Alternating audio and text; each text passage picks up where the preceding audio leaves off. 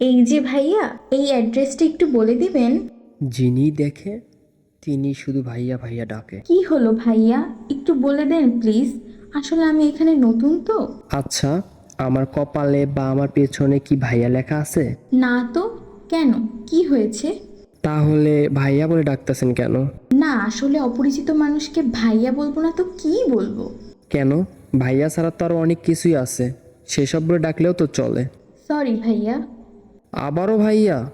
যাই হোক, চলেন, আমার এই জায়গাটা চেনা, আমি আপনাকে পৌঁছে দিয়ে আসি। আচ্ছা চলেন। আচ্ছা, আপনার নাম কি? নুজুলা।